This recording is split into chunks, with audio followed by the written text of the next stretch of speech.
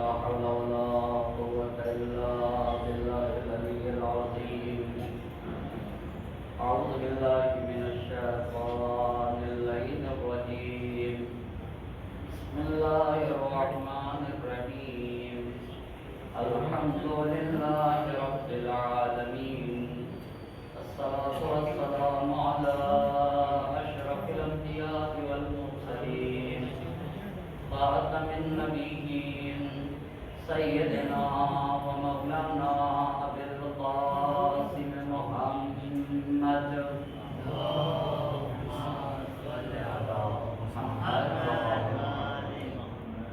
وعلى أهل بيته الطيبين الطاهرين المعصومين ولعنة الله على أعدائهم أجمعين. أما بعد فقد قالت فاطمة سلام الله عليها: حبب إلي من دنياكم ثلاث: تلاوة كتاب الله، والنظر في وجه رسول الله، والانفاق في سبيل الله. صلوات پر محمد و آل محمد.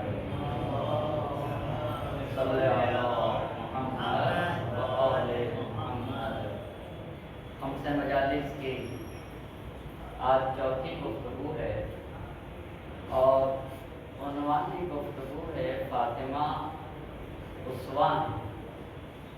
اس عنوان پر گفتگو کرنے کے لیے شہزادی دو عالم کے حدیث مبارکہ کو سرنامہ سخن قرار دیا، جس میں نبی کی بیٹی کا ارشاد ہو رہا ہے: حبب الی من دنیاکم ثلاث.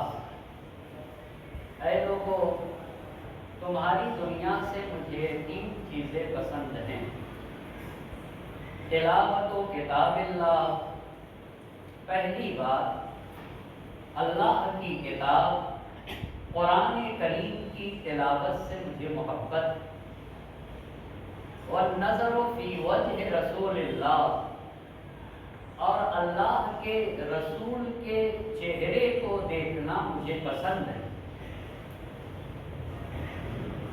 اسی دوسرے عنوان کے حوالے سے کتاب الہی کی تلاوت مجھے پسند ہے اور نبی کے چہرے کو دیکھنا مجھے پسند ہے.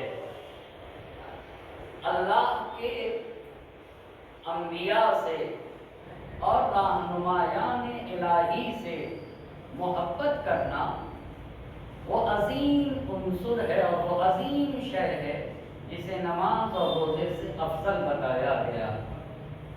کیوں؟ اس لیے کہ اگر رہنمایان اسلام سے محبت ہے تو یہ محبت ان کے بتائے ہوئے فرامین پر عمل کی دعوت دے گی اور نبی کے بتائے ہوئے فرامین اور بتائی ہوئی تعلیمات پر عمل کرنے کی دعوت دے گی.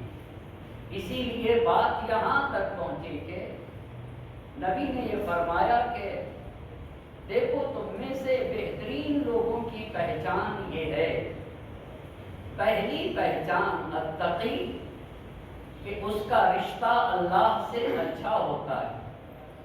دوسری پہچان النقی، اس کا ظاہر بھی صاف ستھرا ہوتا ہے اور اس کا دل بھی پاک و پاکیزہ ہوتا ہے. تیسری بات السمع الکفین، اس کے یہاں کنجوسی نہیں پائی جاتی ہے. چوتھی بات النقی الطرفین، زبان کا اچھا ہوتا ہے اور اپنی شرمگاہوں کو بھی گناہوں سے بچائے رکھتا ہے. پانچویں بات بر الوالدین، اپنے ماں باپ کا بھی خیال کرتا ہے. اور چھٹی بات یہ تھی کہ اللہ یلجیا عیالہ الی غیرہ، اپنی فیملی کو، اپنے بیوی بچوں کو دوسرے کا محتاج نہیں ہونے دیتا ہے. یہ تو اچھے لوگوں کی پہچان اللہ کے نبی نے بتائی.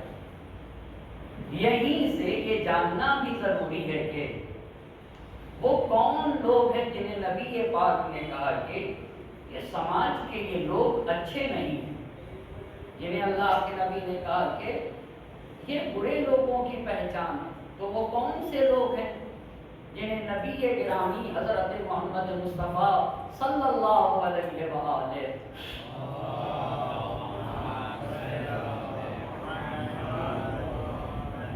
کہتے ہیں کہ یہ اچھے لوگوں کی پہچان نہیں؟ نبی نے یہ ارشاد فرمایا الا اخبرکم بشر رجالکم، کیا میں تمہیں بتاؤں کہ برے انسانوں کی پہچان کیا ہے؟ اصحاب سے یہ جب پوچھا کہ تمہیں بتاؤں برے انسان کی پہچان کیا ہے، قالوا بلا یا رسول اللہ، تو اصحاب نے کہا ہاں اللہ کے نبی آپ یہ بتائیے برے لوگوں کی پہچان کیا ہے؟ تو چند باتیں نبی پاک نے برے لوگوں کی پہچان کے طور پہ بتایا، جس میں سے پہلی بات الوقات۔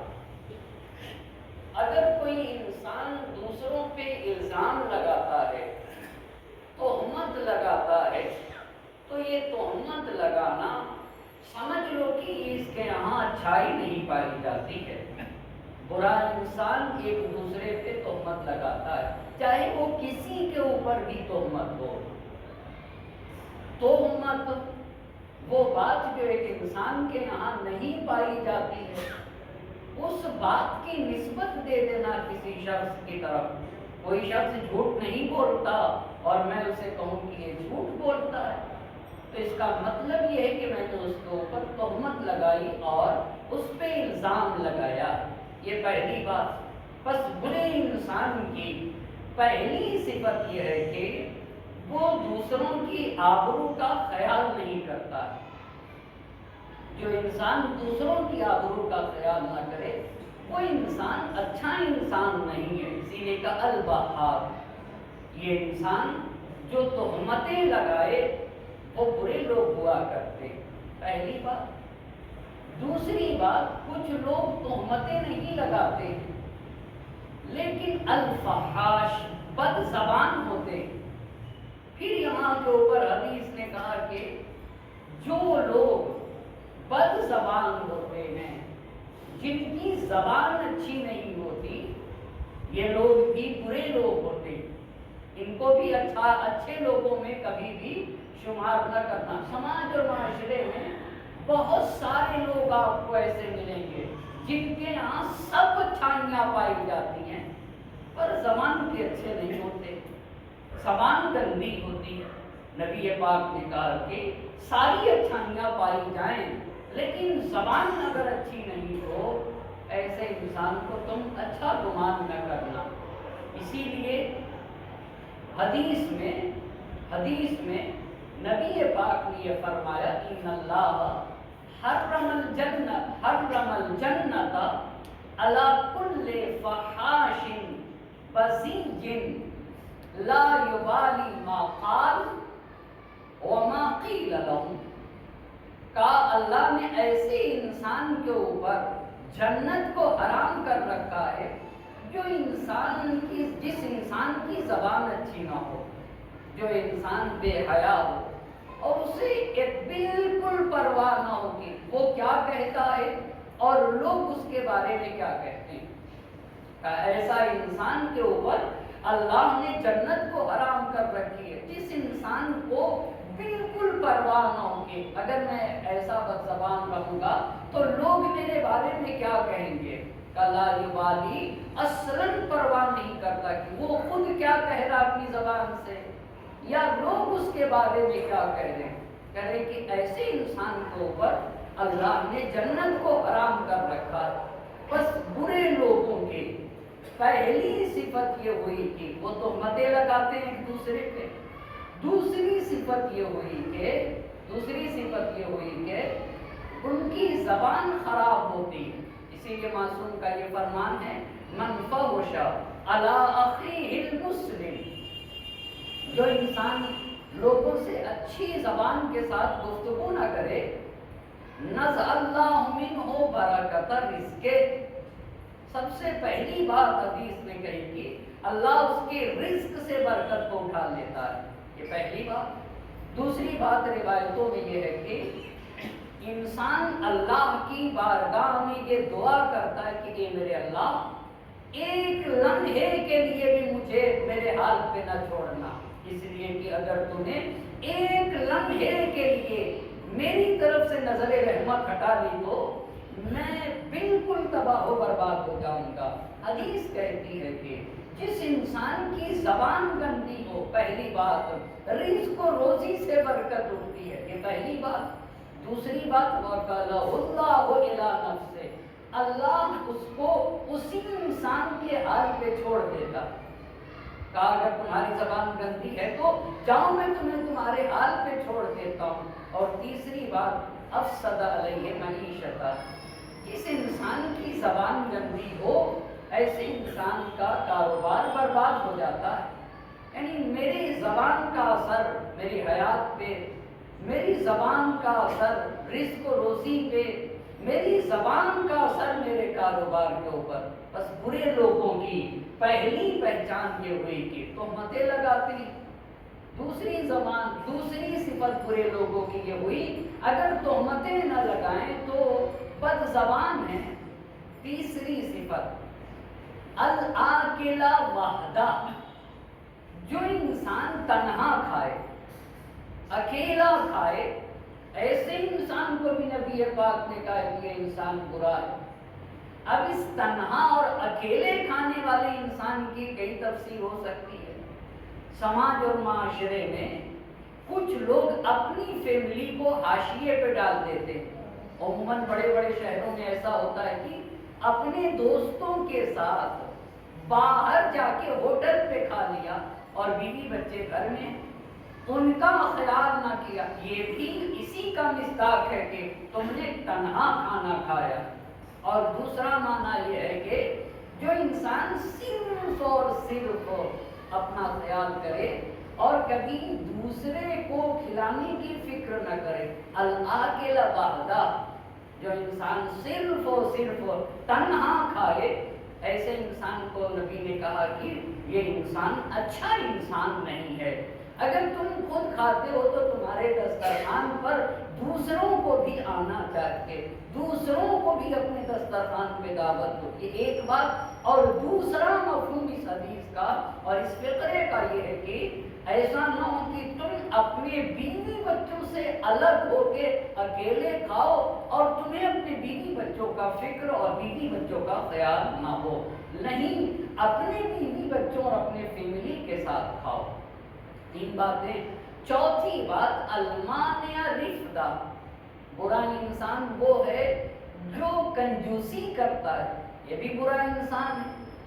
قرآن نے کہا ہے کہ ان اللہ لا يحب من کان مختالا فخورا، جو لوگ فخر و فروشی کرتے ہیں نا، جو لوگ اتراتے ہیں اور تکبر کرتے ہیں، اللہ ان کو دوست نہیں رکھتا ہے. یہ کون لوگ ہیں؟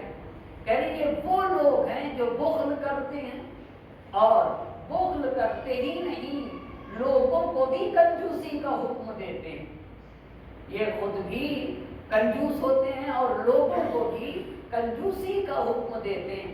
جب قارون سے قرآن کہتا ہے کہ جیسا تمہارے ساتھ اللہ نے احسان کیا ہے تم بھی لوگوں کے ساتھ نیکی کرو، جس طریقے سے اللہ نے تمہیں اتنا مال و دولت دیا ہے تم بھی لوگوں کے ساتھ نیکی کرو، اچھا سلوک کرو. تو قارون کہتا تھا کہ محنتوں سے پیسہ کمایا.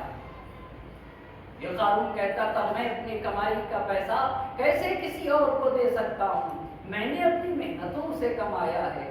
آپ کو پتہ ہے قارون یہ تو کہہ رہا ہے کہ میں نے اپنی محنتوں سے کمایا، پر یہ بھول گیا کہ طاقت دینے والا کون تھا، قوت دینے والا کون تھا، عقل و شعور دینے والا کون تھا، کس نے یہ اسے سوجھ بوجھ دی تھی، یہ بھول گیا. قرآن کہہ رہا جیسے اللہ نے تمہارے ساتھ نیکی کی ہے نا ایسے تم بھی لوگوں کے ساتھ نیکی کرو. تو کہتا تھا کہ انما اوتیتہ علی علم عندی، میں نے اپنی سوجھ بوجھ سے، میں نے اپنے علم سے، میں نے اپنی تدبیر سے یہ پیسہ کمایا. بس پہلی بات، جو لوگ تہمتیں لگاتے ہیں ایک دوسرے پہ، یہ برے لوگ ہوتے ہیں. جن لوگوں کی زبان اچھی نہیں ہوتی یہ بھی برے لوگ ہیں. جو لوگ تنہا اور اکیلے کھاتے ہیں، اصلاً دوسروں کا خیال نہیں کرتے اور نہ ہی اپنے بیوی بچوں کا خیال کرتے، یہ بھی اچھے لوگ نہیں. المانع رفقہ، جو لوگ کنجوسی کرتے ہیں یہ بھی اچھے نہیں، یہ بھی اچھے نہیں ہیں. اس کے بعد کی بات ہے الضارب عبدہ و اہلہ. وہ انسان برا ہے جو اپنے انڈر میں کام کرنے والے کو ستاتا ہے. مثال کے طور پہ میرا کاروبار ہے، میرے انڈر نہ جانے کتنے لوگ کام کرتے ہیں، کہ آپ میں سے ماتحت والوں کو جو ستائے، جو آزار و اذیت پہنچائے، ایسا انسان بھی اچھا انسان نہیں ہے. اس کے بعد کا فقرہ ہے وہ اہلہ. جب انسان گرتا ہے تو اس حد تک گر جاتا ہے کہ پھر انسان اپنے شریک حیات پہ بھی ہاتھ اٹھانے لگتا ہے. کہ جو انسان اپنی بیوی پہ ہاتھ اٹھائے یہ شریر لوگ ہوتے ہیں، یہ اچھے، ان میں بھلائی نہیں پائی جاتی. جو اپنی شریک حیات کو تنبیہ کرے، جو اپنی شریک حیات کو مارتے ہیں جو لوگ، ایسے لوگ کو کبھی بھی اچھے اچھوں کی فہرست میں شمار نہ کرنا. یہ اتنی بات اسی حدیث کا آخری فقرہ، چونکہ کل بات یہاں تک رکی تھی اور یہاں تک پہنچی تھی کہ اچھا انسان اپنے اہل و عیال کو دوسرے کا محتاج نہیں ہونے دیتا. یہ حدیث کہتی ہے کہ برا انسان وہ ہے کہ جو دوسروں پہ تہمت لگائے، پہلی بات. جس کی زبان خراب ہو، یہ دوسری بات. جو تنہا کھائے، تیسری بات. جو کنجوسی کرتا ہے، چوتھی بات. جو اپنے سے نیچے والوں کو ستاتا ہے، چاہے وہ اپنے کام کرنے والے مزدوروں کو یا اپنے گھر میں اپنی بیوی بچوں کو مارتا ہے، ایسے انسان کو کبھی اچھے لوگوں کی فہرست میں نہ لانا. آخری بات الملجی عیالہ الی غیرہ. وہ انسان اچھا انسان نہیں ہے جو اپنے اہل و عیال کو دوسروں کا محتاج بنا دے. دوسروں کا محتاج، اگر ایک انسان کی شریک حیات ہے تو اس کی ذمہ داری میرے اوپر ہے. میں ایسا کام کروں کہ میری شریک حیات دوسرے کے محتاج ہو جائے، ایسا انسان اچھا انسان نہیں ہے. نبی پاک نے کہا کہ اسے اچھے لوگوں کی فہرست میں شمار نہ کرنا. بس پہلی بات نبی کی بیٹی نے کہا کہ مجھے تلاوت کتاب الہی سے عشق ہے، پہلی بات. دوسری بات نبی کے چہرے کی زیارت کرنا پسند ہے. کیوں؟ اس لیے کہ نبی سے الفت، یعنی ان کے بتائے ہوئے تعلیمات پر عمل کرنا ہے اور نبی کے فرامین پر عمل کرنا. یہ دو باتیں ہوئی. آج کی جو گفتگو ہے، مزید گفتگو یہ ہے کہ والانفاق فی سبیل اللہ. آپ دیکھ رہے ہیں شہزادی دو عالم نے کہا کہ مجھے راہ خدا میں خرچ کرنا پسند ہے. اسی لیے مومن کے جب صفات قرآن نے بتائی ہے، کہا مومن کسے کہتے ہیں، تو قرآن کہتا ہے وَمِمَّا رَزَقْنَاهُمْ يُنْفِقُونَ. مومن جو رزق پاتا ہے اور اللہ صاحب ایمان کو جو رزق دیتا ہے، مومن سب کا سب اپنے لیے نہیں رکھتا ہے. وَمِمَّا رَزَقْنَاهُمْ يُنْفِقُونَ. ہمارے دیے ہوئے رزق میں سے تھوڑا سا راہ خدا میں خرچ کرتا ہے. اچھا قدرت نے کیا بات کہی ہے، کہاں رزق ہم ہی دیتے ہیں، وہ اپنا نہیں خرچ کرتا، ہمارا دیا ہوا رزق ہے. اگر صاحب ایمان ہے تو ہمارے دیے ہوئے رزق کو، سارے رزق کو اپنے پاس نہیں رکھتا ہے، پر ہمارے دیے ہوئے رزق کو اس میں سے تھوڑا سا راہ خدا میں خرچ کرتا ہے. لیکن خرچ کیسے کرتا ہے صاحب ایمان اور کیسے کرنا چاہیے، اسے قرآن کی دوسری آیت نے بیان کیا. لن تنالوا البر حتی تنفقوا مما تحبون. اب میرے پاس کئی چیزیں ہیں. ایک کپڑا ایسا ہے کہ ہے نیا کپڑا پر پسند نہیں ہے، بالکل نیا کپڑا مگر مجھے پسند نہیں۔ اب جب کوئی آیا تو میں نے کہا کہ یہی کپڑا اٹھا کے دے دو۔ آیت کہہ رہی ہے، قرآن کہہ رہی ہے کہ پھر تم نے نیکی نہیں کیا۔ ہاں دے تو دیا ہے پر اسے خدا نیکی نہیں لکھے گا۔ نیکی کب لکھے گا؟ نیکی کب لکھے گا؟ جب اپنی پسندیدہ شے کسی کو دے دو گے۔ انفاق کے لیے شرط یہ ہے کہ اپنی پسندیدہ شے، 4 کپڑے تھے، ایک کپڑا سب سے زیادہ مجھے پسند تھا، اگر وہ سب سے پسندیدہ کپڑا اٹھا کے دے دیا غریب اور محتاج کو، تو قرآن کہتا ہے کہ ہاں ہم اسے تمہارے نامے اعمال میں لکھیں گے کہ تم نے انفاق کیا اور تم نے ایک نیکی کی۔ اب قرآن کی آیت پڑھتا ہوں، لن تنالوا البر حتی تنفقوا مما تحبون۔ کا نیکی تک پہنچ ہی نہیں سکتے مگر یہ کہ جو تمہیں محبوب ہے اس میں سے تھوڑا دو۔ اس پہ بھی غور کریے گا، قرآن یہ نہیں کہہ رہا کہ اپنی ہر پسندیدہ شے دے دو۔ بھائی انسان کو مال سے محبت ہے یا نہیں؟ آپ بتائیے، مال سے محبت ہے یا نہیں؟ جی ہاں، مال سے محبت ہے۔ کوئی ہے جو کہے گا مجھے مال سے محبت نہیں ہے؟ تو کہاں جس چیز سے تمہیں محبت ہے نا، اپنی محبوب چیز میں سے تھوڑی چیز راہ خدا میں دو، تو پھر خدا کہتا ہے کہ تم نیکی تک پہنچو گے اور لکھا جائے گا تم نے نیکی کی ہے۔ اب یہاں تک جب بات آئی تو یہ کہنا چاہوں گا کہ مدینے میں نبی پاک کا ایک صحابی اور آپ کے ایک صاحب ایمان صحابی، اور ان کے پاس مدینے میں ایک باغ تھا، اور وہ بھی باغ ایسا کہ نہ یہ کہ اس باغ میں صرف اور صرف درخت رہے ہوں، درخت کے ساتھ ساتھ پانی کی نہریں بھی جاری تھی۔ باغ کی خوبصورتی ہی یہی ہے کہ اگر باغ میں صرف درخت ہو اچھا لگے گا، پر اگر باغ میں نہریں رواں کر دی جائے، پانی کی نہریں بھی جاری ہو، درخت بھی ہو طرح طرح کے، تو باغ کی خوبصورتی بڑھ جاتی ہے۔ تو نبی کے صحابی کے پاس مدینے میں ایک باغ تھا، اس میں درخت بھی طرح طرح کے تھے، پانی کی نہریں بھی جاری تھی۔ نبی پاک کو جب کبھی نکل کے جانا ہوتا تھا تو اس شخص کے باغ میں جا کر بیٹھتے تھے۔ جب قرآن کی یہ آیت اتری، کون سی آیت؟ یہ آیت اتری، لن تنالوا البر حتی تنفقوا مما تحبون، اس وقت تک تم نیکی تک پہنچ ہی نہیں سکتے۔ ایک صلوات پڑھتے بر محمد وعلی محمد۔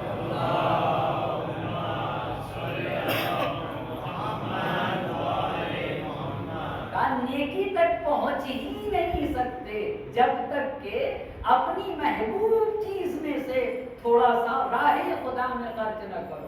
تو اس کے پاس باغ تھا، آپ انصاف سے بتائیے، جس کے پاس باغ ہو جہاں طرح طرح کے درخت ہوں اور اس میں بھی نہریں بھی جاری ہوں، کتنا محبوب رہا ہوگا جب قرآن کی آیت یہ اترے کہ لن تنالوا البر حتی تنفقوا مما تحبون، جب تک کہ تم اپنی محبوب چیز کو راہ خدا میں نہ دو گے نیکی تک نہ پہنچ سکو گے۔ تو یہ شخص نبی کے پاس آتا ہے اور آنے کے بعد کہتا ہے کہ اللہ کے نبی، سب سے زیادہ جو چیز میرے نزدیک محبوب ہے وہ یہی میرا باغ ہے، میں اس سے زیادہ کسی چیز کو پسند نہیں کرتا، سب سے زیادہ محبوب میرا باغ ہے، اور میں اسی اپنے باغ کو آپ کو دیتا ہوں۔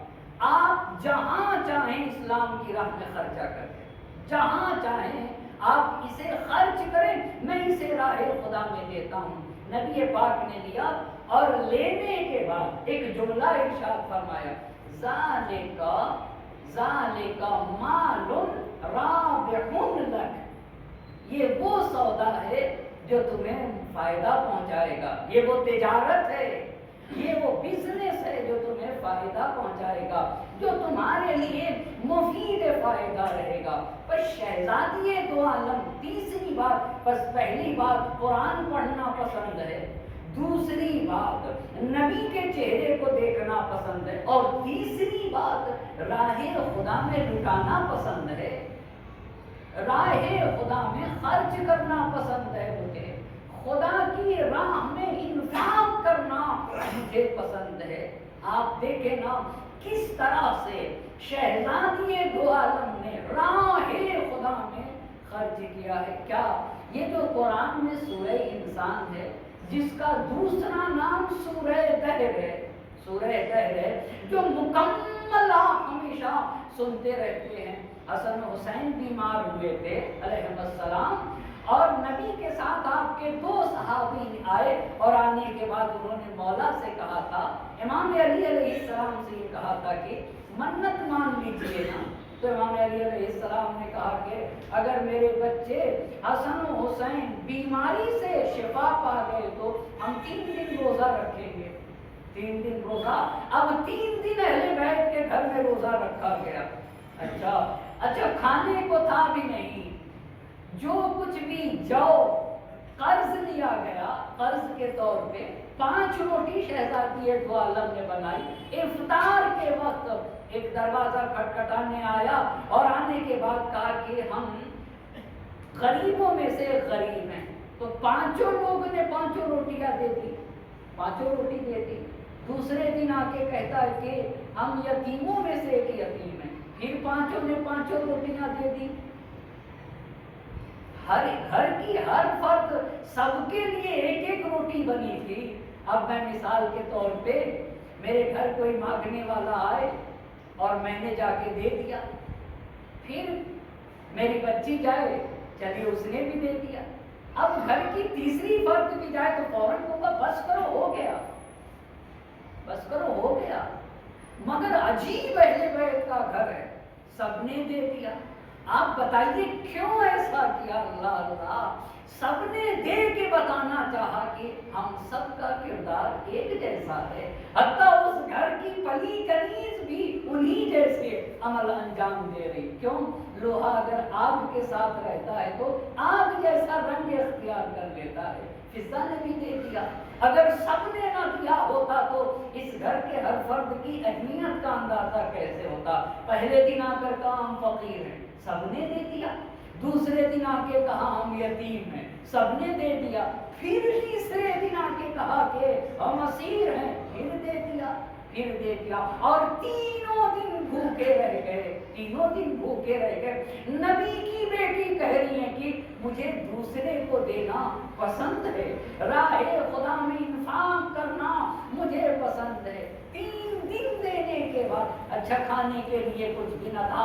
اب جب نبی یہ پاک آئے تو حالت غیر تھی، لیکن یہ عمل اہل بیت کا چونکہ انہوں نے خدا کے لیے کیا تھا نا، اتنا پسند آیا اللہ کو کہ قرآن میں ایک سورہ سورہ حل عطا، جس کا دوسرا نام سورہ انسان ہے، اس کی کچھ آیتیں اہل بیت کے شان میں نازل ہوئی، اور قرآن نے یہ قصیدہ پڑھا اسی عمل کی بنیاد پہ۔ یہ وہ گھر ہے جو دوسروں کو کھلاتا ہے، لیکن قرآن کا یہ سورہ یہاں سے شروع ہوتا ہے، وَهَلْ أَتَىٰ عَلَى الْإِنسَانِ حِينٌ مِّنَ الدَّهْرِ لَمْ يَكُنْ شَيْئًا مَّذْكُورًا۔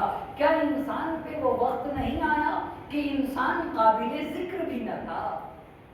اب غور کریے یہ کیا کہنا چاہتی ہے یہ آیت، یعنی انسان اس لائق نہیں تھا کہ اس کا ذکر کیا جائے، پر انسان جب اپنی تربیت کرتا ہے نا، اپنے کو کمال کی منزلوں تک پہنچاتا ہے اور اس حد تک پہنچا دیتا ہے کہ اپنا کھانا اٹھا کے دوسرے کو دے دیتا ہے، تو قرآن کہتا ہے کہ دیکھ وہ انسان جو قابل ذکر نہ تھا، اس انسان نے اپنی تربیت کر کے کس مقام تک پہنچایا کہ اس مرحلے تک پہنچ جاتا ہے کہ انسان کہ قرآن کہتا ہے وَيُطْعِمُونَ الطَّعَامَ عَلَىٰ حُبِّهِ مِسْكِينًا وَيَتِيمًا وَأَسِيرًا۔ اللہ اللہ، یہ وہ لوگ ہیں جو اپنا کھانا یتیم کو کھلا دیتے، مسکین کو کھلا دیتے، اسیر کو کھلا دیتے۔ کس لیے کھلاتے ہیں؟ کیا دوسروں کے لیے؟ کہا وَيُطْعِمُونَ الطَّعَامَ عَلَىٰ حُبِّهِ، یہ تو خدا کے لیے کھلاتے ہیں۔ پھر قرآن نے کہا اہل بیت کی زبان سے انما نطعمکم لوجہ اللہ، ہم تو صرف اور صرف خدا کے لیے کھلاتے ہیں۔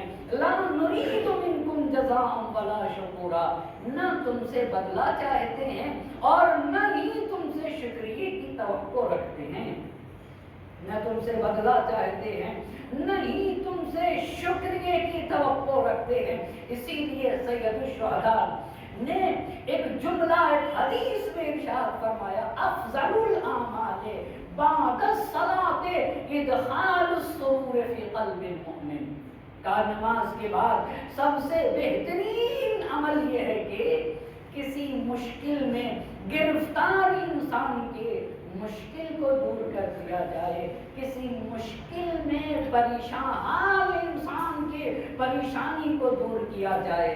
بلکہ انسان کی بات تو چھوڑ دیجئے، انسان کی بات تو چھوڑ دیجئے، علماء کے حالات روایات سے ایک اندازہ لگتا ہے کہ اگر تم جانور کو بھی خوشحال کر دو گے تو اللہ تمہاری مشکلوں کو آسان فرمائے گا۔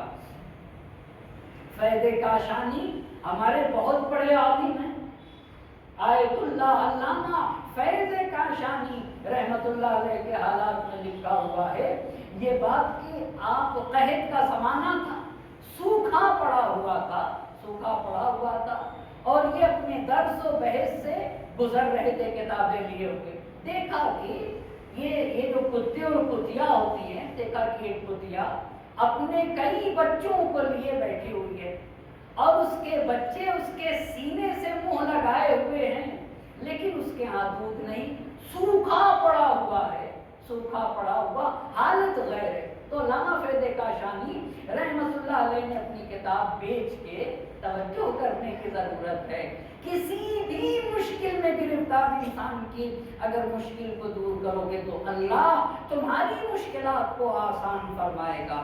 علامہ فیض کاشانی رحمت اللہ علیہ نے اپنی کتاب بیچ کے کچھ خرید کے اس کتیا کو کھلا دیا کہ اس کے بچے ہیں، دودھ کی ضرورت ہے اور اس کے پاس کھانے کو کچھ نہیں، تو خود وہ کہتے ہیں کہ جب میں نے اسے کھانے کے لیے دیا تو اس کی آنکھ سے آنسو گرنے لگے۔ جانور وہ خود لکھتے ہیں کہ اور اپنا چہرہ آسمان کی طرف اٹھائے ہوئے تھے، آنکھ سے آنسو آسمان کی طرف چہرہ اٹھائے۔ علامہ فیض کاشانی کہتے میں سمجھ گیا کہ بس کرو یہ میرے حق میں دعا کر رہے ہیں۔ آپ غور کر رہے ہیں نا، ایک جانور کی، ابھی انسان کا مقام کتنا بلند و بالا، ایک جانور کی مشکل کو برطرف کیا گیا۔ علامہ فیض کاشانی کہتے کہ میں سمجھ گیا کہ یہ میرے حق میں دعا کر رہی ہے۔ کہتے اب جب اپنے گھر پلٹا اور جب کتاب کھولتا ہوں تو ہر سخت سے سخت مسئلہ میرے لیے آسان سے آسان ہوتا گیا، کہا کہیں پہ بھی کوئی بھی مشکل آتی تھی آسان سے آسان تر ہوتی گئی۔ یہ کب ہوا؟ جب ایک مشکل میں گرفتار انسان کی مشکل کو برطرف کیا ہے۔ اسی لیے جب جوش ملیح آبادی نے سید الشہداء کے اس جذبے کو بیان کیا ہے کہ امام حسین علیہ السلام کے ہاں خدمت خلق کا کیسا جذبہ پایا جاتا تھا، حسین کے ہاں کیسی ہمدردی پائی جاتی تھی، تو انہوں نے ایسے بیان کیا ہے تلخ کاموں کو پلاتا ہے جواب شیریں، بخشتا ہے کسی مضطر کو جو کیفیں تب کی، عمر بھر خدمت انسان سے جو تھکتا ہی نہیں، اس کی سرکار میں خود عرش جھکاتا ہے جبھی، اپنے زانوں پہ جو دکھیوں کو سلا لیتا ہے اس کو اللہ کلیجے سے لگا لیتا ہے۔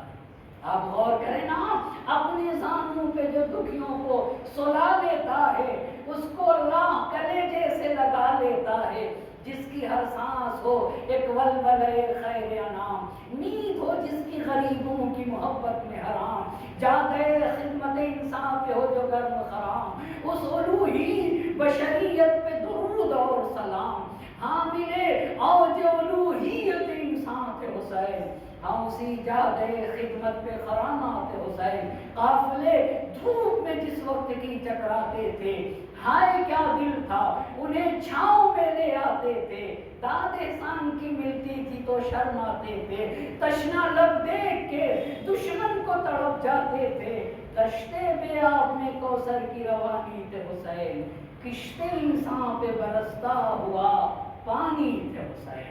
ایک صلوات پڑھے بر محمد اور آل محمد۔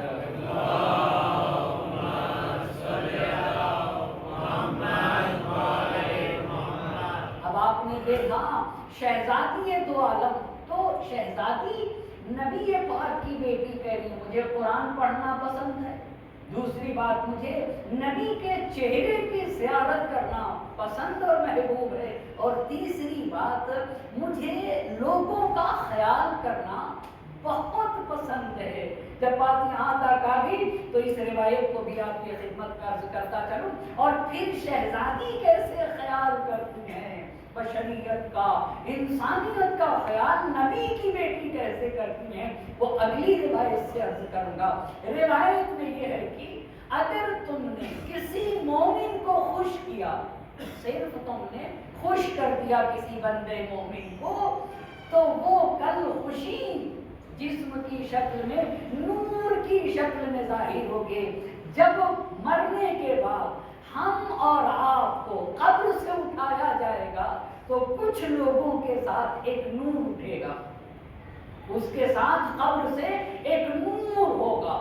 اب وہ مومن جب قبر سے اٹھایا جائے گا تو ڈرے گا، وہ نور اس سے کہے گا ڈرنے کی ضرورت نہیں، ڈرنے کی ضرورت نہیں، ڈرنے کی ضرورت نہیں، اور پھر نور آگے آگے ہوگا، مومن کو ہر جگہ کہے گا ڈرنے کی ضرورت نہیں، یہاں تک کہ اسے دروازے جنت پہ پہنچا دے گا۔ جب دروازے جنت پہ وہ نور مومن سے کہے گا کہ یہ تمہاری جنت ہے، اس دروازے سے چلے جاؤ، یہ تمہاری جنت۔ اب جب مومن جنت میں جانے لگے گا تو مومن سوچے گا کہ بھئی یہ نور کون تھا جو مجھے جگہ جگہ کہتا رہا کہ تمہیں ڈرنے کی ضرورت نہیں ہے، تمہیں ڈرنے کی ضرورت۔ مومن جنت میں جانے سے پہلے ایک مرتبہ اس نور سے پوچھے گا یہ تو بتا دو تم ہو کون، یہ تو بتاؤ تم ہو کون، تو وہ نور بولے گا انا السرور الذی کنت ادخلت فی قلب المؤمن، میں وہ خوشی ہوں جو تم نے کسی مومن کے دل کو خوش کیا تھا، وہ مجھے اللہ نے اس خوشی کو نور کی شکل میں یہاں ظاہر کیا ہے، کیونکہ تم نے ایک مومن کو خوش کیا تھا، وہ نور کی شکل میں یہاں ظاہر، جو تمہیں جگہ جگہ یہ کہتی پھرے گی، یہ نور کہتا پھرے گا کہ ڈرنے کی ضرورت نہیں ہے، تمہیں کسی طرح کے حزن کی ضرورت نہیں ہے۔ دیکھا عزیزان محترم، بس تیسری بات جو نبی کی بیٹی کہہ رہی ہے کہ لوگوں کا خیال کرو، لیکن سماج اور معاشرہ، لوگوں کو تو چھوڑ دیجئے، لوگوں کو تو چھوڑ دیجئے، سماج اور معاشرے میں تو اب اس حد تک ہمارا سماج و معاشرہ گر چکا ہے کہ سگا بھائی اپنے بھائی کے لیے کرنے کے لیے تیار نہیں ہے۔ عام طور سے عجیب ہے قدرت کا نظام، عجیب ہے قدرت کا نظام۔ میں اس مثال کو عرض کروں اور اپنی بات کو بہتر طریقے سے پہنچا سکتا ہوں۔ اگر 2-3 بھائی ہیں، 4 بھائی ہوں، اور اس میں سے جو بھائی پیسے والا ہے، اتنا پیسہ ہے کہ سوچا نہیں جا سکتا، پر اس کے پاس ایک ہی بیٹا ہے، اور جو بھائی غریب ہے اس کے پاس 8-10 ہیں۔ جو غریب ہے بھائی اس کے لیے کھانے کے لیے نہیں، اور جو امیر ہے اس کے پاس رکھنے کے لیے نہیں۔ بہت ہے سماج و معاشرے میں، ایک بھائی کے پاس اولاد کم، پیسے زیادہ، دوسرے بھائی کے پاس پیسے نہیں ہیں، اولاد زیادہ ہیں۔ تو بھائی صاحب یہ تمہارا بھائی ہے نا، تمہارے بھائی کے بچے ہیں، یعنی گویا تمہارے اپنی اولاد ہے نا، اللہ نے تمہیں دیا ہے، ان کے لیے کرو، ان کے لیے کرو، یہ تو تمہارا خون ہے، یہ تو تمہارا گوشت ہے۔ بھائی بھائی کو دیکھنے کے لیے تیار نہیں ہے، بھائی بھائی کو، اور بھی قریب کی بات، اولاد ماں باپ کو دیکھنے کے لیے تیار نہیں، اولاد ماں باپ کو دیکھنے کے لیے تیار نہیں، اپنی پھوپھی کا خیال نہیں کرتا، اپنے اپنی خالہ کا خیال نہیں کرتا، اپنے چچا کا خیال نہیں کرتا، اپنے بھائی کا خیال نہیں کرتا، اور اپنے بھائی کی اولاد کا اسی لیے جگہ جگہ کہا گیا کہ سخی ہونا چاہیے انسان کو، کنجوس انسان خیال نہیں کرتا، کنجوس انسان خیال نہیں کرتا ہے۔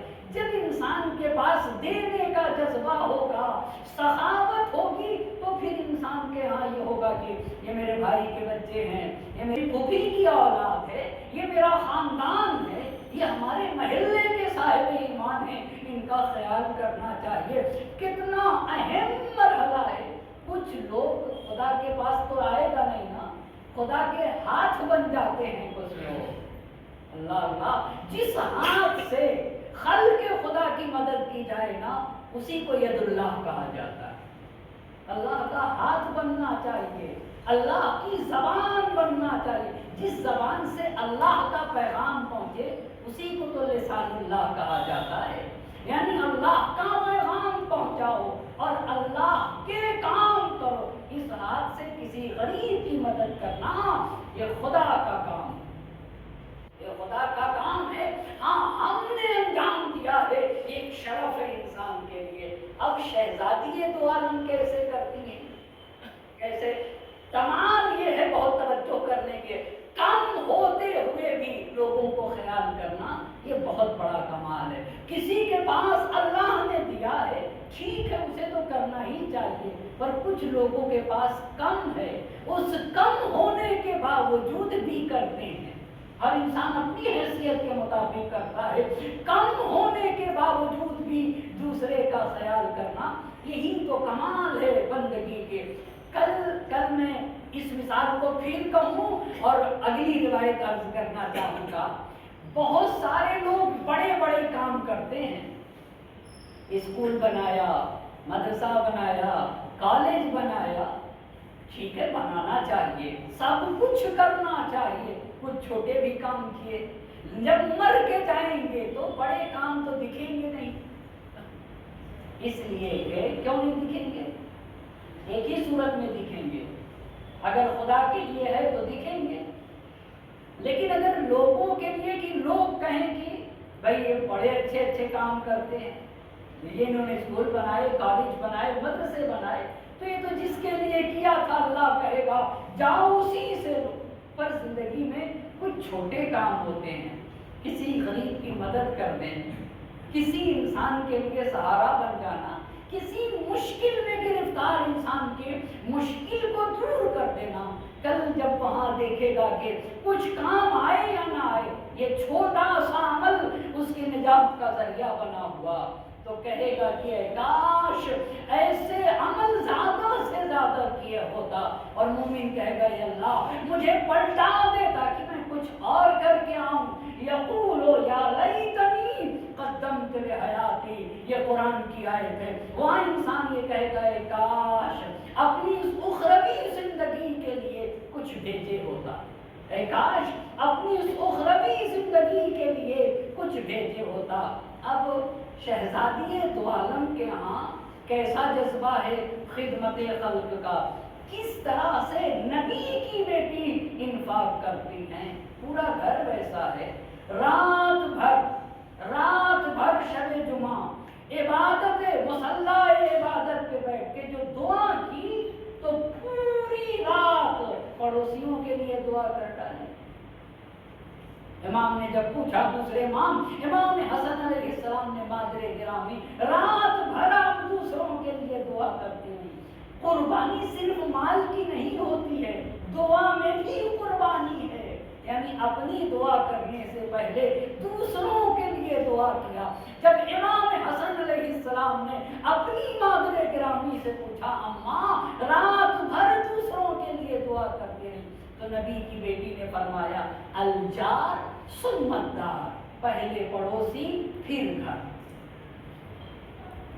کتنا عظیم پیغام ہے، کتنا بڑا پیغام ہے، کہا پہلے پڑوسی پھر گھر۔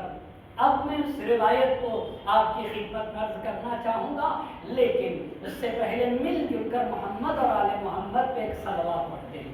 اللہم صلی علی محمد و آل محمد۔ علامہ مجلسی رحمۃ اللہ علیہ نے بہار الانوار میں اس روایت کو نقل کیا۔ بڑی جذاب روایت ہے، بڑی جذاب روایت کو پیش کرنے سے پہلے یہ پوچھنا چاہوں گا کہ یہ بتائیے انسان اور گدھے میں کیا فرق ہے؟ جی کیا فرق دکھتا ہے انسان اور گدھے میں؟ ایک استاد نے اپنے بچوں سے پوچھا کہ بچوں یہ بتاؤ، ٹیچر نے اپنے بچوں سے پوچھا یہ بتاؤ انسان اور گدھے میں کیا فرق ہے؟ جواب پہ غور کریے گا۔ ایک چھوٹا سا بچہ اٹھا، کہا سر میں بتاتا ہوں بہت صاف بہت واضح فرق ہے۔ کہا کیا فرق ہے؟ بچہ اٹھا اپنے سر سے کہتا ہے کہ سر بہت واضح سا فرق ہے۔ کہا اچھا بتاؤ کیا فرق ہے؟ کہا سر انسان کو تو گدھا کہا جا سکتا ہے۔ آپ غور کر رہے ہیں کیا کہہ رہا ہے بچہ؟ غور کریے گا اس پہ۔ انسان کو تو گدھا کہا جا سکتا ہے، پر گدھے کو انسان مطلب کیا ہوا؟ مطلب کیا ہوا؟ انسان کو گدھا کا بہت بڑی بات ہے۔ انسان جس کو اللہ نے اشرف المخلوق بنایا ہے بڑی پستی تک جاتا ہے۔ کتنا پست ہوتا ہے بتایا نہیں جا سکتا۔ اپنی بلندی سے گرتا ہے یا نہیں؟ جی گرتا ہے نا، کس درجے تک گرتا ہے بتایا نہیں جا سکتا، پر گدھا ہر صورت میں گدھا ہی رہتا ہے، اپنی جگہ پہ رہتا ہے، اپنی جگہ کے اوپر رہتا ہے۔ کتنا بڑا درس ہے، کتنا بڑا درس ہے۔ انسان کو گدھا کہا جا سکتا ہے، جی ہاں کہتے ہی روزمرہ کی زندگی ہے، ہم اور آپ کہتے ہیں۔ کیوں؟ اس لیے کہ انسان گرتا ہے، اپنی انسانیت سے بھی گرتا ہے اور اپنی شرافت سے بھی گرتا ہے۔ اللہ سے نہیں حیا کرتا، رسول سے حیا نہیں، دین سے حیا نہیں، مذہب سے حیا نہیں، کتاب خدا سے حیا نہیں، بے حیائی کے حد ختم کر کے پست ہوتا ہے۔ اسی کی طرف اس نے ایک چھوٹے سے بچے نے پیاری سی بات کہہ دی کہ انسان گدھا ہو سکتا ہے گدھا انسان نہیں ہو سکتا۔ اسی طرح سے کائنات کے ذرے ذرے کو اہل بیت کی معرفت ہے۔ آپ یہ بتائیے یہ کنکر میں اپنے ہاتھ پہ رکھوں کچھ بھی نہ بولے گا، لیکن اگر کنکر نبی کے ہاتھ پہ آ جائے تو کلمہ پڑھتا ہے۔ مطلب کیا ہوا بھائی صاحب؟ مطلب کیا؟ اس کا مطلب ہے کہ کنکر پہچان، اگر اسی کو اٹھا کے میں اپنے ہاتھ پہ رکھوں پڑے گا؟ نہیں بولے گا۔ نبی رکھ لے تو کنکر بولنے لگے گا اللہ اللہ۔ اس کا مطلب کنکر ہوتے ہوئے بھی اسے معرفت ہے کہ نبی کا دست مبارک کون اور غیر نبی کا دست مبارک کون۔ اب جب یہاں تک بات آئی تو نبی کی بیٹی کیسے خرچ کرتی ہیں، کیسے انفاق کرتی ہیں، ایک اور مثال دینا چاہوں گا۔ اپنی محنت کا کمایا ہوا پیسہ اپنی جیب سے نکال کے دوسرے کو دے دینا آسان ہے یا سخت ہے؟ بتائیں نا، جو سچ ہے وہ بتائیے نا۔ بہت سخت ہے، بہت سخت ہے، اسی لیے تو اہمیت ہے۔ اچھا پتا کیسے چلے گا کہ پیسہ میرے انڈر میں یا میں پیسے کے انڈر میں؟ یہ کیسے پتا چلے گا؟ یہ کیسے پتا چلے گا؟ آپ بتائیے پتا کیسے چلے گا؟ پیسہ میرے انڈر میں ہے یا میں پیسے کے انڈر میں ہوں؟ اگر جیب میں ہاتھ ڈال کے آسانی سے پیسہ دوسرے کے لیے نکل جائے تو سمجھ لینا چاہیے کہ پیسہ میرے انڈر میں آسانی سے نکل گیا نا۔ لیکن اگر پیسہ نہ نکلے دوسرے کے لیے تو کیا؟ پھر پیسہ میرے انڈر میں نہیں ہے، میں پیسے کے انڈر میں، اس لیے کہ نکلتا ہی نہیں بھائی صاحب، نکلتے۔ اور صرف دوسرے سے آپ یہ نہ سمجھیے گا بیوی بچوں کے لیے نہیں نکلتا، بیوی بچوں کے لیے نہیں، گھر والوں کے لیے نہیں نکلتا، اگر آسانی سے نکل جائے، آسانی سے نکل جائے بات پرانی ہو جائے گی، ورنہ اس پہ بہت گفتگو کی جا سکتی ہے۔ کبھی کبھی 1000-2000 روپے کسی کے چلے جائے تو اس کے دل میں بہت ہلنے لگتا ہے، اگر ایسا ہو تو سمجھانا چاہیے دل کو، ایسا اگر ہو تو اسے اپنے دل کو سمجھانا چاہیے کہ جو جانے والا تھا وہ چلا گیا اور جو آ جائے بہت زیادہ خوش نہیں ہونا چاہیے۔ اب آئیے اس روایت کو عرض کروں آپ کی خدمت میں، ہاں دینے کا جذبہ ہونا چاہیے، بڑی فضیلت ہے دینے والوں کی، جو دیتے ہیں نا، نبی نے کہا خیر الایدی المنفقہ، بہترین ہاتھ دینے والا ہاتھ ہے۔ نبی پاک کی خدمت میں ایک دیہاتی عربی اور بدو عرب آیا، ایک جانور ہوتا ہے اس کو ضب کہتے، گو، چھپکلی نما ہوتا ہے، اتنا بڑا بھی ہوتا ہے، چھوٹا بھی ہوتا ہے، بڑا بھی ہوتا ہے، اس کا شکار کیا اور شکار کرنے کے بعد اپنی آستین میں رکھ لیا، اور رکھنے کے بعد پیغمبر کے پاس آیا، جلدی جلدی اس روایت کو عرض کروں گا، پیغمبر کے پاس آیا، اپنی آستین میں رکھے ہوئے تھا۔ میرے نبی کا اخلاق یہ تھا، اگر کوئی نبی کا نام لیتا تھا، کہتا تھا یا محمد، تو نبی بھی وہی تکرار کرتے تھے، اور اگر کہتا تھا یا احمد، تب بھی نبی اسی کو دہراتے تھے، اور اگر کہتا تھا یا ابو القاسم، تب بھی نبی دہراتے تھے۔ لیکن اگر کوئی یا رسول اللہ کہتا تھا، روایت کہتی ہے تحلل وجہہ، نبی کا چہرہ کھل جاتا تھا اگر کوئی نبی کو یا رسول اللہ کہتا تھا۔ اس نے آ کے نبی پاک سے کہا یا محمد، تو نبی نے بھی یہی جواب دیا۔ جب یہ جواب دیا، نبی نے یہی جواب دیا، تو کہتا ہے کہ آپ جادوگر ہیں، اور آپ یہ خیال کرتے کہ اللہ نے آپ کو سارے لوگوں کے لیے نبی بنا کر بھیجا، بدتمیزی کی نبی کے ساتھ۔ تو نبی پاک نے کہا کہ کیا عرب کا اخلاق ایسا ہی ہوتا ہے؟ کہا والذی بعثنی بالحق نبیا، اس خدا کی قسم جس نے مجھے نبی بنا کر بھیجا ہے، من ضر بی، جو مجھے نقصان پہنچائے گا، نبی کو، جو مجھ نبی کو نقصان پہنچائے گا، کل وہ جہنم کی آگ میں جلے گا۔ پھر نبی پاک نے کہا والذی بعثنی بالحق نبیا، اس خدا کی قسم جس نے مجھے نبی بنا کر بھیجا ہے، مجھے 7ویں آسمان پہ احمد کہا جاتا ہے۔ نبی کو آسمان پہ احمد کہا گیا، زمین میں محمد کہا گیا، کہا 7ویں آسمان پہ مجھے احمد کہا جاتا ہے۔ اے عربی، اسلام لے آؤ، جہنم سے بچ جاؤ گے۔ جو ہمارے حق میں باتیں وہ تمہارے حق میں ہوں گی، جو ہمارے خلاف ہیں وہ بھی تمہارے خلاف ہوں گی، تم ہمارے بھائی بن جاؤ گے۔ بہت توجہ کریے گا، ہمارے بھائی بن جاؤ گے۔ پیغمبر نے جب یہ کہا تو اسے بڑا کھلا، بس وہ اپنا منہ آستین سے نکال کے سامنے پھینک دیا، ایسے پھینکا، اور پھینکنے کے بعد کہا میں تو ایمان نہیں لے آتا، اگر لانا ہو تو یہ لے آئے۔ جانور نبی کی توہین کرتے ہوئے یہ لے آئے ایمان۔ پتہ ہے انسان گدھا ہو سکتا ہے، یہیں پہ مثال دیکھ لیجیے، پر جانور گدھا انسان نہیں ہوتا۔ جب اسے پھینکا تو وہ پیچھے ہٹنے لگا۔ پیغمبر نے کہا ایھا الذئب اقبل، اے وہ آگے بڑھ، بہت توجہ کریے گا، آگے بڑھ کے رکا تو کہا من انا، بتاؤ میں کون ہوں۔ کنگر نبی کے ہاتھ پہ آ جائے نا تو نبی کا ہاتھ پہچان کے کلمہ پڑھنے لگتا ہے۔ اللہ کے نبی نے کہا بتاؤ میں کون ہوں، تو کہتا ہے خدا کے اعجاز سے فصیح زبان میں نبی سے گفتگو کرتے ہوئے کہتا ہے کہ آپ محمد ابن عبداللہ ابن عبد المطلب ابن ہاشم ابن عبد مناف ابن قصی، آپ محمد ہیں، آپ کے والد عبداللہ ہیں، آپ کے دادا عبد المطلب ہیں، اور آپ کے دادا کے والد ہاشم ہیں، ان کے والد عبد مناف، ان کے والد قصی۔ نبی کا نسب سنا دیا، پھر کہا من تعبد، اچھا میں یہ ہوں، یہ بتاؤ تم کس کی عبادت کرتے ہو؟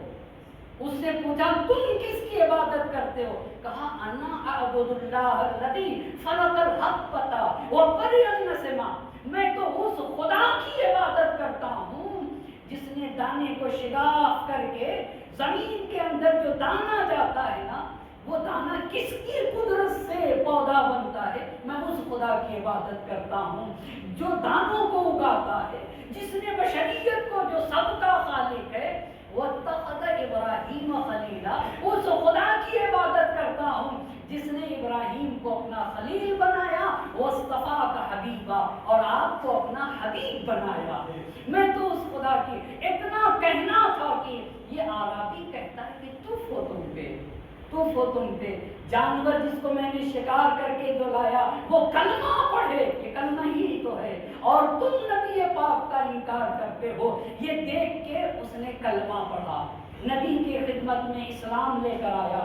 اب جب ایسا توہین کرنے والا انسان نبی کی بارگاہ میں اسلام لے کر آیا تو اب میرے نبی کا رویہ دیکھیے گا۔ نبی نے اپنے اصحاب سے کہا کہ علموہ سورا من القرآن، مسلمان ہو گیا، نبی نے کہا اسے قرآن کے ایک سورے کی تعلیم دی جائے۔ اس کا کیا مطلب ہوا؟ اس کا مطلب یہ ہوتا ہے کہ مسلمان اگر ہے تو اسے قرآن پڑھنا آنا چاہیے۔ مسلمان ہوا تو اللہ کے نبی نے فوراً پہلی بات کیا کہی؟ پہلی بات کیا کہی کہ کوئی ہے جو اسے قرآن سکھا دے، تو اسے قرآن کا ایک سورہ سکھایا گیا۔ پھر دوسری بات نبی نے، سنیے گا، دوسری بات پوچھی، یہ بتاؤ تمہارے پاس مال دنیا سے کچھ ہے؟ بہت توجہ کرنے کی ضرورت ہے۔ تمہارے پاس مال دنیا سے کچھ ہے؟ کہا میرے قبیلے میں 4000 لوگ رہتے ہیں، سب سے غریب میں ہوں، سب سے فقیر میں ہوں۔ اب جب اس نے یہ کہا میں فقیر ہوں، نبی کی بیٹی کہہ رہی ہے کہ راہ خدا میں انفاق کرنا مجھے پسند ہے، کہا سب سے فقیر میں ہوں، تو اصحاب کی طرف متوجہ ہوئے نبی نے کہا کہ تم میں سے کوئی ہے جو اس کے لیے اونٹ کا انتظام کرے؟ اگر کوئی دنیا میں اس کے لیے سواری، اس وقت کی سواری اونٹ تھی، کہا اگر کوئی اس کے لیے دنیا میں سواری کا انتظام کرتا ہے تو میں ضمانت لیتا ہوں کہ اللہ اسے بہشتی اونٹ عطا فرمائے گا۔ اور اس کی خوب صفت بیان کی تو اصحاب میں سے سعد بن عبادہ کا اللہ کے نبی میرے پاس ایک قیمتی اونٹ ہے، سب انفاق کی بات، ایک قیمتی اونٹ ہے، سرخ رنگ کا اونٹ ہے، میں اسے دیتا ہوں۔ اچھی بات ہے، نبی نے ضمانت لی ہے۔ پھر اللہ کے نبی نے کہا کوئی ہے جو اسے تاج پہنائے؟ اگر کوئی اسے تاج پہنائے گا تو کل اللہ اسے تاج التقا عطا کرے گا، تقوی کا تاج پہنائے گا۔ روایت کے الفاظ ہے کہ مولا اٹھے، علی علیہ السلام اٹھے، اللہ کے نبی میں اسے تاج پہناؤں گا۔ یہ امامے کو تاج کہا جاتا ہے۔ اپنا امامہ اتارا اور اس عربی کو پہنا دیا۔ اچھا، بس اسے اونٹ تو مل گیا، تاج بھی مل گیا۔ پھر نبی پاک نے پوچھا کہ اس کے لیے اس کی مالی مدد کون کرے گا، اس کے لیے زاد راہ کون فراہم کرے گا؟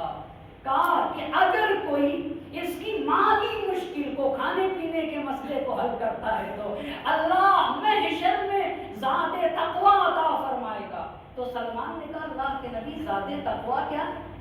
یہ ذات تقوی کیا؟ کہا سلمان ذات تقوی کا مطلب یہ ہے کہ اگر کوئی اس کو کھانا کھلا دے، اگر کوئی اس کو کھانا کھلا دے تو جب تک اس کی سانس نکل رہی ہوگی، روح نکل رہی ہوگی، جب اس کی روح نکل رہی ہوگی تو اللہ اسے شہادتین کی تلقین کرائے گا۔ خود و خدا کا خدا اس کی مدد کرے گا۔ کہو لا الہ الا اللہ محمد الرسول اللہ کا اللہ کہلوائے گا اگر کوئی اسے کھانا کھلائے۔ تو سلمان نے کہا میں کھانا کھلاؤں گا، مگر سلمان کہاں سے کھانا کھلاتے؟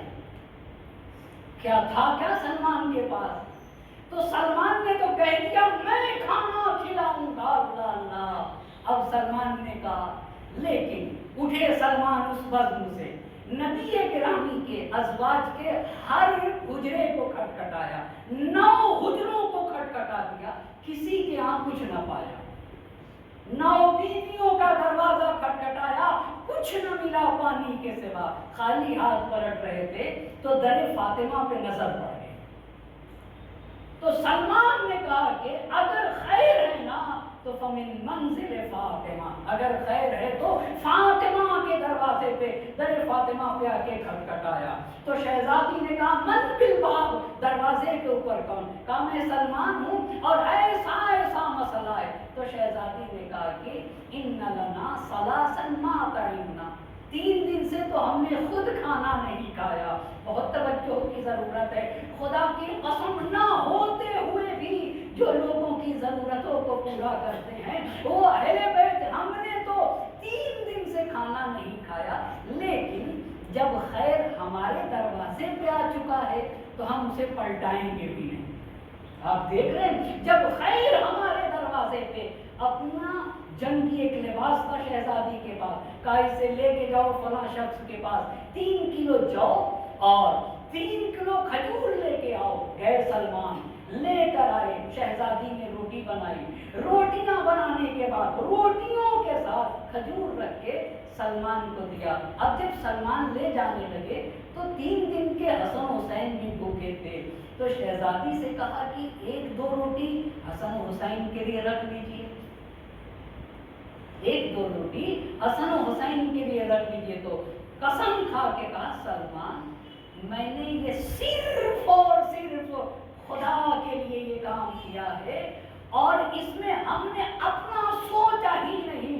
मैं इसमें 1 रोटी भी अपने लिए नहीं रख सकती, 1 रोटी भी अपने लिए। अब जब सलमान नबी के पास लेके गए तो सलमान से नबी ने कहा कि तुम ये कहाँ से ले आए, ये कहाँ से ले आए?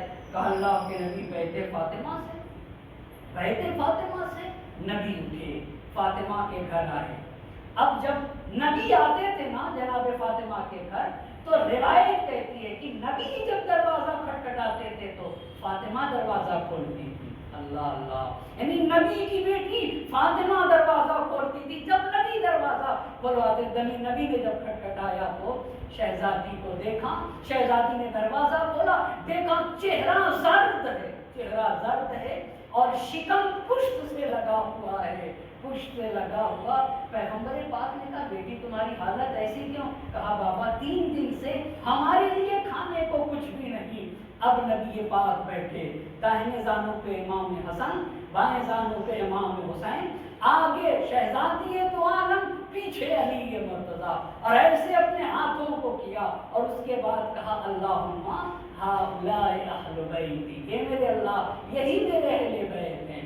अल्लाहुम्मा अज़हिब अन्हुम रिज्सा व तहिरहुम तथीरा, ए मेरे अल्लाह रिज्स से इनको दूर कर और इन्हें ऐसा पाको पाकीज़ा, इनसे रिज्स को दूर रख, इन्हें ऐसा पाको पाकीज़ा बना दे जैसा पाको पाकीज़ा रहने का हक है। अब इतना अमल जब अंजाम दिया तो शहजादी दो आलम मुसल्ला इबादत पे गई। 2 रकात नमाज पढ़ने के बाद हाथों को उठा के कहा अल्लाहुम्मा, ए मेरे अल्लाह ये तेरे नबी रसूल खुदा और उनके भाई अली मुर्तजा, उनके 2 नवासे हसन हुसैन, तुझे नबी का वास्ता, तुझे हसन हुसैन का वास्ता और तुझे अली मुर्तजा का वास्ता, अंसिल अलैना माइदतम मिनस समा, हमारे लिए भी बहिश्त से दस्तरखान उतारते, हमारे लिए भी बहिश्त से खाने का एहतमाम कर दे। दस्तरखान उतरा। नबी ने कहा कि अल्लाह का एहसान है कि मेरी बेटी फातिमा के लिए वो हुआ जो बनी इसराइल में जनाब मरियम सलामुल्लाह अलैहा के लिए हुआ। ये तो सारी बात हुई। अच्छा, तो उस देहाती को क्या मिला इस्लाम के बाद? सवारी मिल गई। अच्छा, सवारी और उसे ताज भी मिला और तीसरी बात भूखा था, खाना भी मिल गया। ये दरे फातिमा से मिला। अब जब अपने कबीले में पहुंचा है ना, 4000 का कबीला था, कोई मुसलमान न था। जब पहुंचा तो कहा खुदा की कसम, मोहम्मद के खुदा से बेहतर कोई खुदा नहीं और रसूल खुदा से बेहतर कोई रसूल नहीं। तुम सब के सब इस्लाम लेकर आओ। मैं भूखा था तो मुझे खाना खिलाया, बेलिबास था तो मुझे लिबास दिया और मुझे पास सवारी न थी तो अल्लाह के नबी ने सवारी दी। ये नबी की बेटी का पैगाम है और ये नबी की बेटी का किरदार है कि मुझे लोगों को खिलाना पसंद है, मुझे राह खुदा में खर्च करना पसंद है। बस अजीज़ान मोहतरम, सहमत को तमाम कर रहा हूँ। नबी की वो बेटी जिसे उम्मत का इतना दर्द था, जिसको ये गवारा नहीं था कि उम्मत का कोई भी फर्द, उम्मत की कोई भी फर्द भूखी रह जाए, उस नबी के बेटी के दरवाजे पे आगो लकड़ियाँ जमा कर दी गई। और नबी की बेटी कह रही थी कि क्या तुम उस घर में आग लगा दोगे जिसमें हसन और हुसैन रहा करते हैं? तो कहने वाले ने कहा, रहा करे, हम उसे जला देंगे। अल्लाह अल्लाह, शिकम में मोहसिन है। हाँ, जलता हुआ दरवाजा नबी की बेटी के पर गिरा दिया गया और नबी की बेटी दरो दीवार के दरमियान वाक़े हो गई। मोहसिन की शहादत हो जाती है। एक मर्तबा फातिमा कहती हैं, फिज़ा आओ मेरा, मुझे बचाओ, अरे मेरा मोहसिन शहीद कर दिया गया। इतने में अली के गले में रसन का फंदा बांध के ले जाया जाने लगा।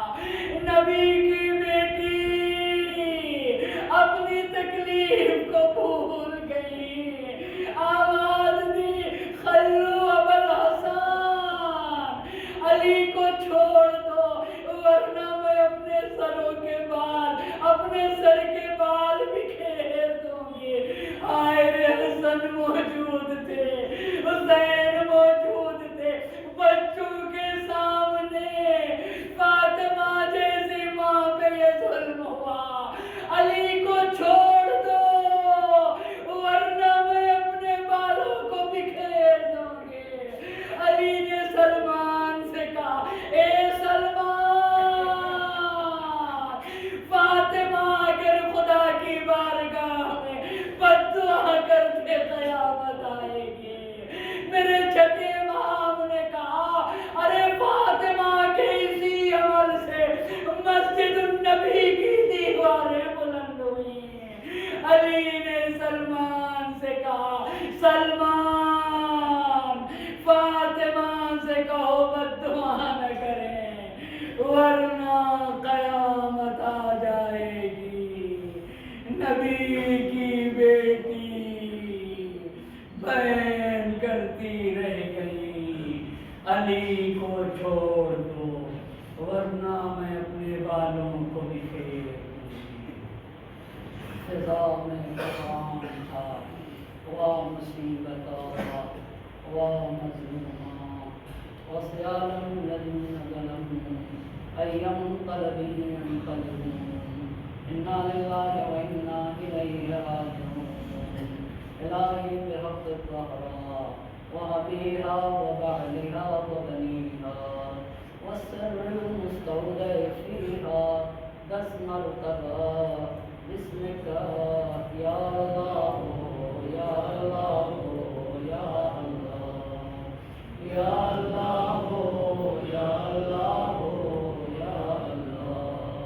अल्लाह या अल्लाह या अल्लाह या अल्लाह या अल्लाह। मौला के वास्ता मोहम्मद और आले मोहम्मद का हमारी इस मुख्तसर सी इबादत को अपनी बारगाह में कबूल फरमा। हमारे नाज़ुओं को माँ ज़हरा में जगह इनायत फरमा। हाज़रीन मजलिस में जो भी जिन मुश्किलात में गिरफ्तार हैं, उनकी मुश्किलात को बरतरफ फरमा। हमें से जिनके वालिदैन का साया हमारे सबों से उठ चुका है, उनकी रूहों को शाद फरमा और उनके कब्रों को मुनव्वर फरमा। हमें से जिनके वालिदैन का साया हमारे सरों पे बाकी है, सेहत व सलामती के साथ पूरे मरहमत फरमा। माबूद बानियान मजलिस की तौफ़ीक़ात खैर में इज़ाफ़ा फरमा दे। वक्त के इमाम को मसरात खुशनूद फरमा, उनके ज़ुहूर में ताजील फरमा और हमें उनके आवाम में इंसाफ़ में शुमार फरमा। रब्बना तक़ब्बल मिन्ना इन्नका अंतस समीउल अलीम।